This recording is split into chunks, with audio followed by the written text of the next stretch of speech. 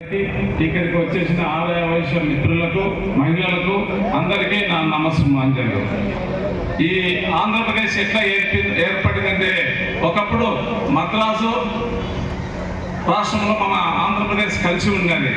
ఆంధ్రప్రదేశ్ను ప్రత్యేక రాష్ట్రంగా విభజించడం కొరకు పొట్టి శ్రీరాములు అనే ఒక ఆదాయ వైశ్యుడు అమర నిరాహార దీక్ష చేసి ఈ ఆంధ్రప్రదేశ్ రాష్ట్రాన్ని సాధించిన ఘనత ఒక ఆదాయ వైశ్యులకే కలదు.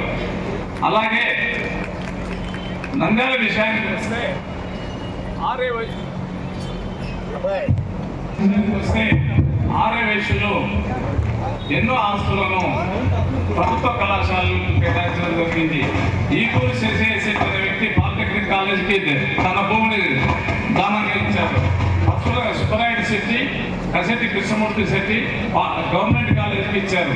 అలాగే ఎల్శెట్టి శ్రీరాములు శెట్టి గారు టీవీకి కళ్యాణ మండలానికి ఇచ్చారు. అలాగే కొంతమంది బ్రాహ్మణులు కూడా ఇచ్చారు. కాదర్బాబు నరసింహరావు మున్సిపల్ హై స్కూల్కు గ్రౌండ్స్ అంతా ఇచ్చారు. దేశాయి రామారావు గారు సంతగేట్లో ఉన్నటువంటి ప్రాంతాన్ని కూడా మున్సిపాలిటీకి రాసి ఇచ్చారు. అటువంటి మహానుభావులంతా ఇక్కడ జన్మించి ఇక్కడ మన నంద్యాల అభివృద్ధికి తోడ్పడినటువంటి ఉంటాం. అలాంటి వారే నశ్యం కుటుంబం కూడా మన శ్రీనివాసపురంలో రస్తా ఇచ్చినకు 10 సార్లు తన స్థలాన్ని త్యాగం చేశారు. పద్మావతి నగర్లో రస్తా ఇచ్చినకు త్యాగం చేశారు. ఖలీల్ సిద్ధి స్కూల్లో కూడా స్థలాన్ని ఇచ్చారు. కాబట్టి ఇటువంటి పెద్దలంతా మన నంద్యాల నుంచి మన స్థానికులు స్థలాలు ఇచ్చి నంద్యాల అభివృద్ధికి పాల్పడినారు. కానీ ఈ శిల్ప కుటుంబం ఎక్కడైనా కానీ నంద్యాల ప్రాంతంలో 1 సెంట్ ఇచ్చిన వాళ్ళు నిరూపించండి. వీళ్ళు ఇక్కడ దోసుకోవడానికి వచ్చినారు, ఎప్పుడు దానాలు చేయరు. ఇది ఒక ఈస్ట్ ఇండియా కంపెనీ.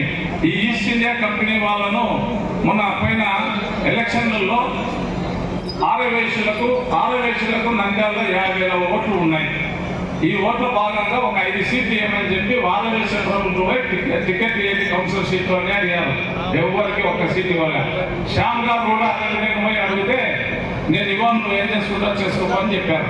కానీ ఆయన ఇండిపెండెంట్ గా వచ్చి ఆ ఈస్ట్ ఇండియా కంపెనీ మీద పోరాడి 12వ వార్డులో 525 ఓట్లతో 700 చిల్లర మెజార్టీతో గెలుపొందడం జరిగింది. ఎన్ని కుతంత్రాలు చేసినా కూడా ఇక్కడ సాగలేదు.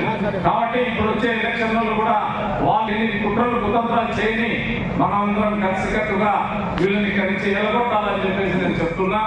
మీకందరికి కూడా మేమందరం అంటామంతా స్థానికులందరం అంతా ఒకటైతే వీళ్ళు కలిసి వెళ్ళిపోతారు. కాబట్టి వాళ్ళ ఆస్తులు పెంచుకుంటున్నారు కానీ మనకి ఇక్కడ ఎవరికి పనులు చేయడం లేదు. అన్ని కూడా కొంతమంది నాకు తెలిసిన విషయం అంటే కొంతమంది ఆర్య వైశ్యులు ఒకసారి ఎమ్మెల్యే గారికి వాళ్ళ తండ్రి దగ్గరికి పోయినారు.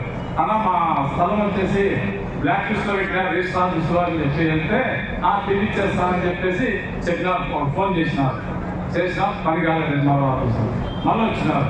మళ్ళీ వస్తే అది కష్టం అంటున్నారు ఎంఆర్ఓ గారు.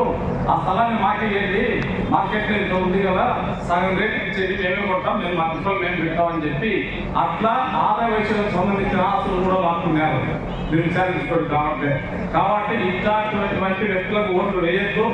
మంచి వ్యక్తులు శబరిమ్మ గారికి, మన ఫరూక్ సార్ గారికి ఓట్లేసి గెలిపించండి.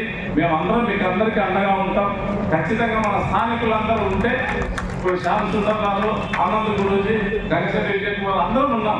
ఇక్కడంతా బీజేపీ నాయకులు ఉన్నారు, అందరూ ఉన్నారు, జనసేన అందరం ఉన్నాం. ఎవరో ఎక్కడో వచ్చి మన నంద్యాలను పరిపాలించాలా? ఇది తప్పు. మనమే పరిపాలించుకుందాం, మన లోకల్ వాళ్ళమే పరిపాలించుకుందాం. కాబట్టి అందరూ దయచేసి మీరందరూ కూడా అప్రమత్తంగా ఉండి ఓట్లు వేయించి భారీ మెజార్టీతో ఎంపీ అభ్యర్థులు ఎమ్మెల్యే అభ్యర్థులు గెలిపించాలని కోరుకుంటూ సెలవు తీసుకుంటాం.